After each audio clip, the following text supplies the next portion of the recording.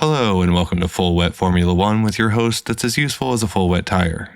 Today I'd like to talk all about the 2026 race fuels and what they could mean for racing in the wider automotive world. Let's start with where we came from before we get to where we're going. During the last regulation cycle, Formula One cars were running a fairly standard E10 fuel. 90% unleaded gasoline, or petrol if you're watching from the wider English-speaking world, and 10% sustainable ethanol fuel. You are likely familiar with it even if you weren't aware of it, as this is one of the most common forms of pump gas worldwide. Now let's take a look at what's new for this year. The new regulations state that all power unit suppliers must also provide a new fully sustainable fuel for the 2026 season. This has led to fuel partnerships for all of the power unit suppliers.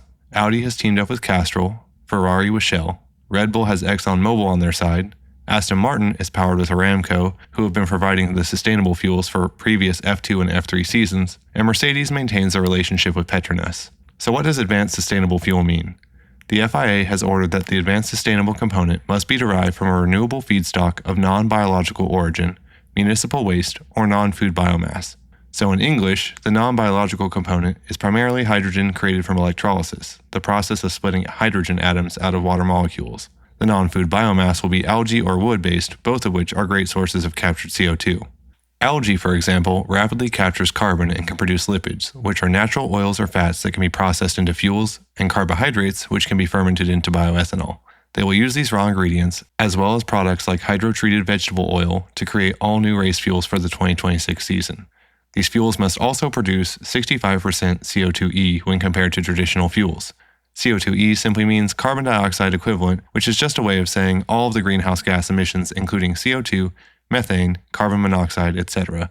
Now this isn't just emissions out of the tailpipe, but is offset some by using captured carbon in the fuel creation process, which is considered a carbon neutral process. This is all in an effort for Formula One to advance their sustainable practices and promote environmentally friendly responsible racing. While flying to 24 different cities a year with teams of people and shipping cars, garages, equipment, etc. all around the world isn't what I would exactly call environmentally friendly, this does lessen the impact the sport has as a whole and also provides incentive to the manufacturers in the sport. As well as being sustainable, the new fuel must be considered a drop-in fuel, meaning that it could be used in road cars today without major modifications to the existing engines.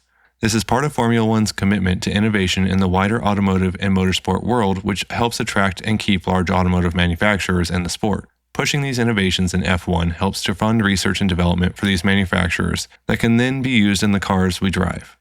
Perhaps one day we will be using a synthetic fuel derived from the methods being used in Formula One, but with current processes that does seem unlikely. It is currently prohibitively expensive, taking 5 times more electricity to produce the fuel than simply driving an electric car instead, and does contribute quite a bit of greenhouse gases from the process of making the fuels.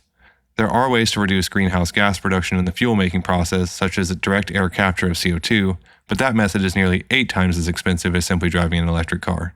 Perhaps through the research and innovations being made by the teams behind Formula One though, these processes can improve and could one day be feasible for some use cases. Now that we've defined the sustainable fuels and how they are made, let's take a look at the actual racing. Nearly all of the power unit suppliers have created their fuels and been approved by the FIA with the notable exception of Mercedes, which as we know currently powers nearly half of the grid between Mercedes, McLaren, Williams, and Alpine. Petronas has yet to have their fuel approved by the FIA, and it is unknown whether Aramco have as well. It isn't time just yet to ring the alarm bells though. The FIA does have a temporary fuel that they can provide to teams if their fuel is not approved by the time we get to Australia. Without knowing the specifics of this fuel and the fact that these engines were not designed around it though, it may have some impact on performance if Petronas and possibly Aramco do not get this sorted before the Australian Grand Prix. If we dig a little deeper, we may also find some big differences in performance regarding the fuels. This hasn't been widely discussed, but there is a key rule change for 2026 regarding fuel flow. See, in previous seasons, fuel flow was measured in liters per hour and there was a maximum amount of fuel that the engines were allowed to burn through in a set amount of time. This year, however, the rules state fuel flow in terms of energy per hour with a maximum of 3,000 megajoules per hour. This is important because with each power unit supplier creating their own fuel, the fuels could have significantly different energy densities. Take diesel and gasoline, for example. Diesel is 13% more energy dense than gasoline is. If a team were to create a fuel 13% more energy dense than their rivals, they could carry less fuel in the car at the start of a race. If we look at the 13% example and use the weights of last year's fuels, we could see a team that is 14 kilograms lighter at a race start than the competition. This equates to nearly 5/10 of lap time. Now, I don't know if there will be that much variance in the energy densities and weights between fuels, but it certainly is an area of development that has been widely overlooked by pundits and fans. Now, this advantage would close as the race continues, as all teams will be trying to get as close to the minimum weight allowed by the time they cross the finish line, but those early stints could create an early gap for a team with a fuel advantage. Now, I know this isn't as exciting or flashy as Adrian Newey Aero or a wing spinning 270 degrees, and I honestly doubt we will hear a whole lot about the fuels from pundits or teams unless it is to sell us viewers on Formula One's sustainable image. But I would keep my eye out in the races for this as a possible advantage for some teams.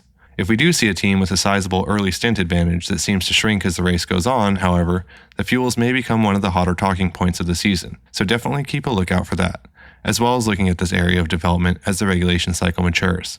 One last note before I sign off, I'd like to quickly address the breaking news coming out of the Middle East.